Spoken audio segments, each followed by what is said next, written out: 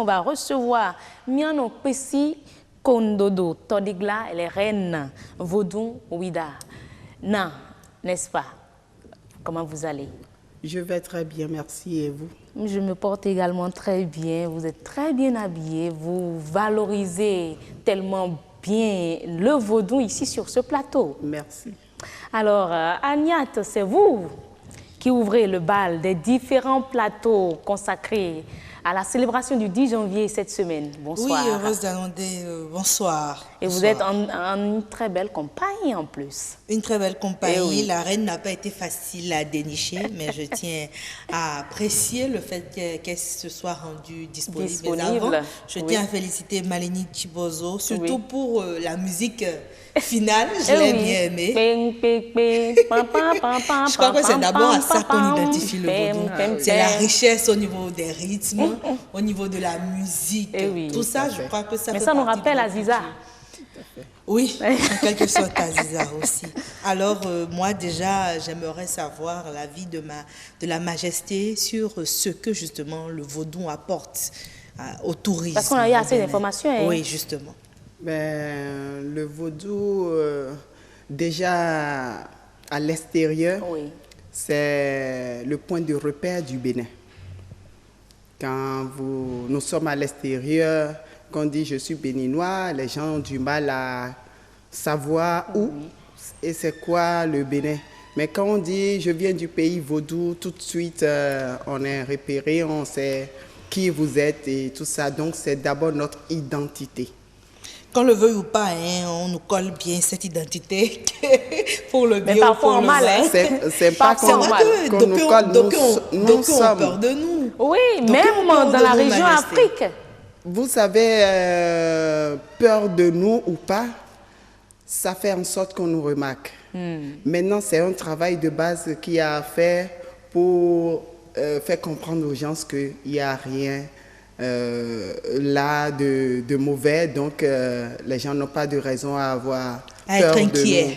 Voilà.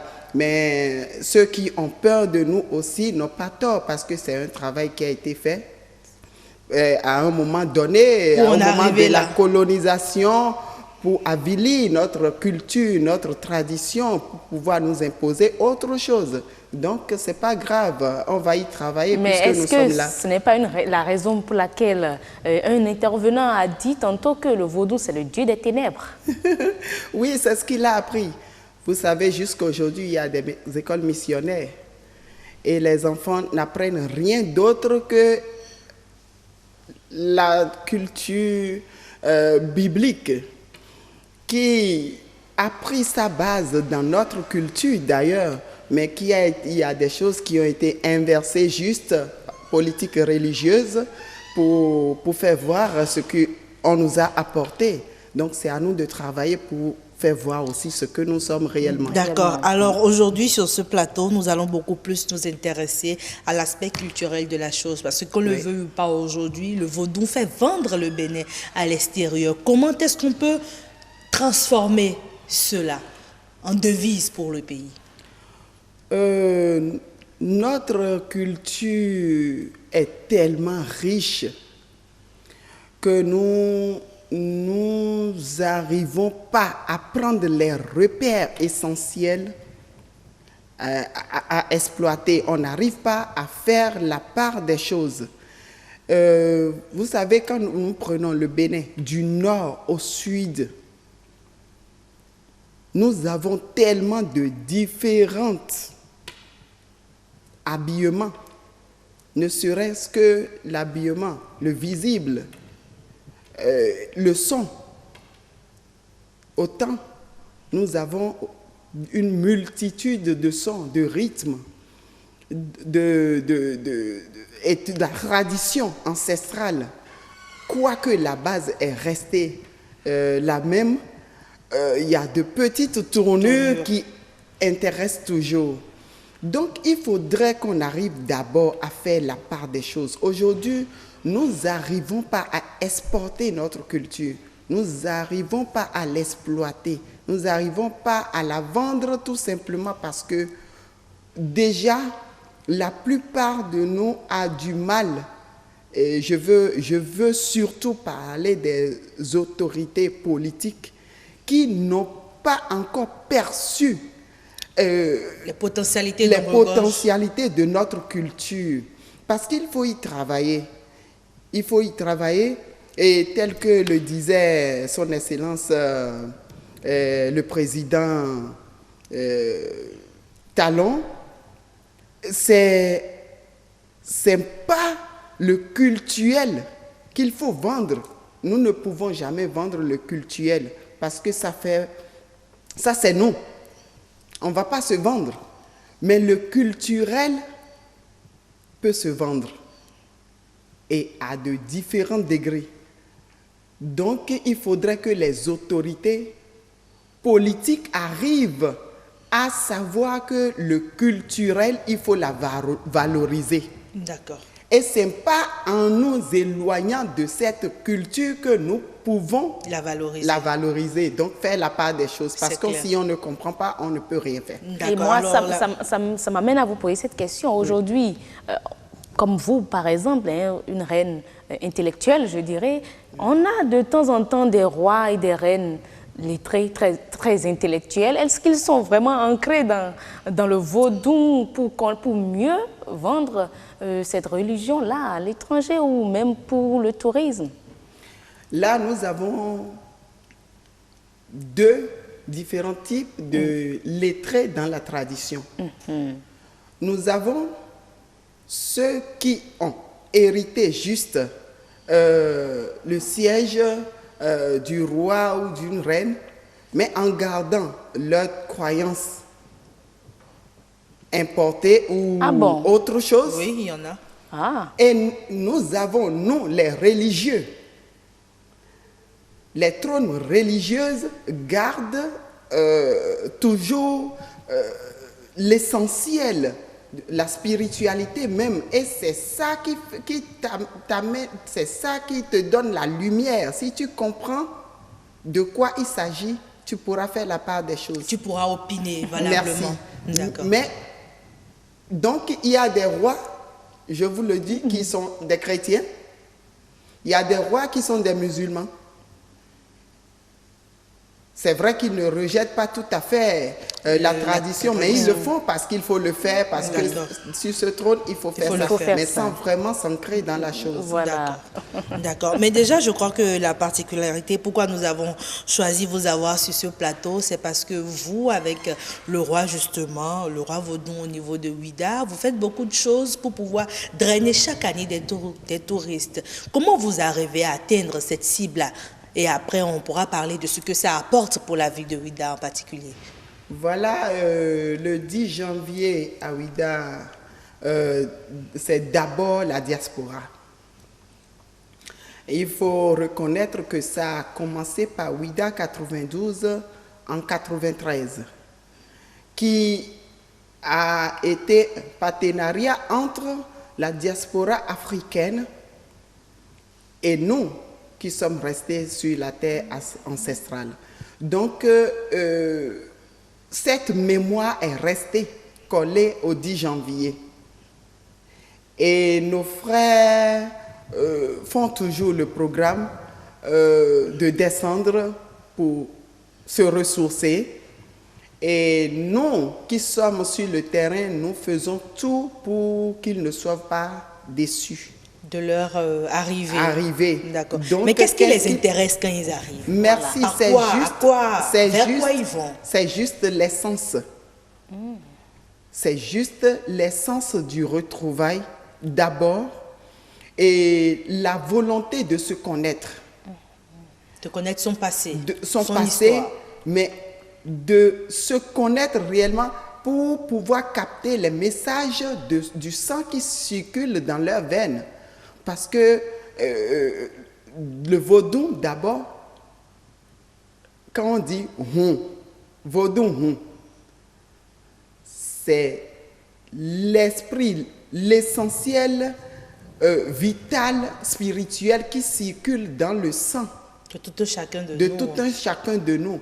C'est pour ça que tout à l'heure, dans le reportage, j'ai suivi quelqu'un qui dit « Le vaudou, c'est mon ennemi » parce qu'il ne sait pas. il ne sait pas que ses pieds sont posés sur terre et là, il est en train de communiquer avec ce que ses ancêtres ont appelé vaudou. Il respire l'air et il est en train de respirer le vaudou. Qu'il le veuille ou pas. Qu'il le veuille ou pas.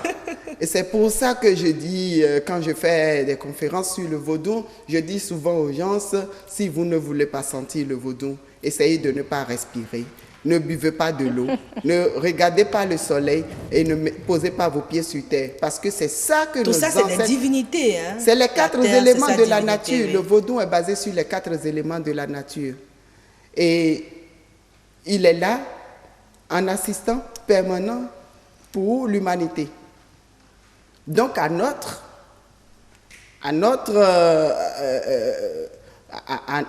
il est là pour nous aider, à notre disposition, à notre portée, et pour nous rendre la vie facile. Sans le vaudou, il n'y aura pas d'être humain sur terre. C'est clair. Parce que si tu ne bois pas de l'eau, si tu ne respires pas l'air pendant 5 minutes, c'est fini l'humanité. C'est sûr que tu es mort. Majesté, nous aurons le temps. Nous aurons le temps, heureux si vous permettez bien, nous aurons le temps de revenir sur l'essence même du vaudou avec vous. Vous avez encore 2 minutes sur le plateau. Justement, il me reste que 2 minutes, mais pour ces 2 minutes, j'aimerais qu'on puisse aller à ce que réellement ce 10 janvier-là, que vous avez l'habitude de fêter à Ouidah, apporte à la ville en particulier, sur le côté touristique.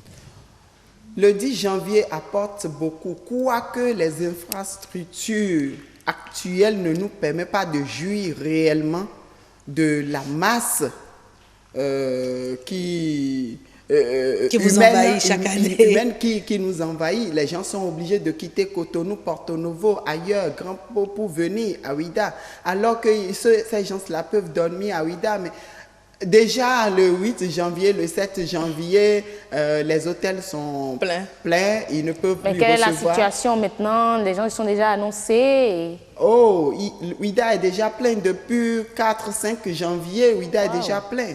Il n'y a plus de place, dans les hôtels. Mais comment vous faites pour le transport de tout cela, ce qu'ils vont manger, le restaurant, c'est-à-dire la logistique? Est-ce que réellement vous arrivez à gérer tout ça pour induire réellement des recettes au niveau de la ville? Jusque-là, ça ne va pas à ce niveau. On n'a pas l'essentiel. On n'a pas l'essentiel pour l'instant. Bon, nous aménageons, nous prenons des maisons.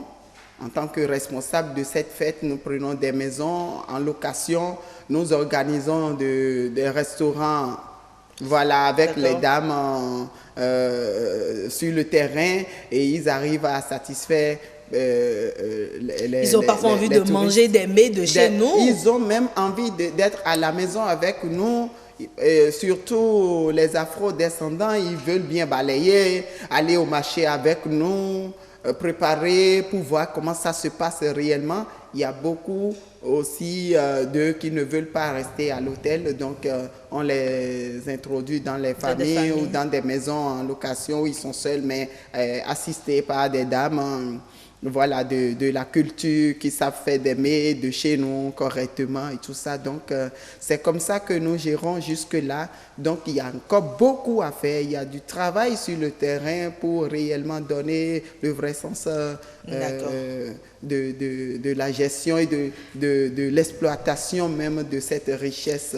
Alors, est-ce qu'on peut dire permettez la tautologie, pour terminer, est-ce qu'on peut dire que le vaudou représente beaucoup en termes d'atouts touristiques pour la ville de Ouidah? Le jour, déjà pour Ouidah, mais pas seulement pour Ouidah, disons le Bénin. Le jour où nous allons comprendre que c'est notre or, c'est notre pétrole, c'est notre diamant, ce jour-là, le Bénin va sortir de la liste des pays pauvres.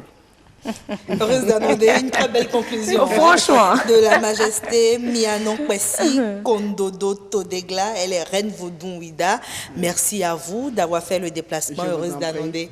Merci de nous avoir reçus également. Merci d'ouvrir ce bal. Hein. Mesdames et messieurs, vous aurez le temps Bonne fête à vous. Merci beaucoup. Merci. Oui, il faut l'annoncer. Hein. Mardi voilà. et mercredi également, nous allons parler du vaudou, pour pouvoir rester en symbiose avec cette fête du 10 janvier. Et oui, et Horizon Culture, hein, je crois bien, jeudi et vendredi va également beauté au pluriel aussi. Donc, vous aurez assez de plateaux, mesdames et messieurs, tout au long de cette semaine consacrée à la célébration du vaudou, je dirais, le 10 janvier prochain.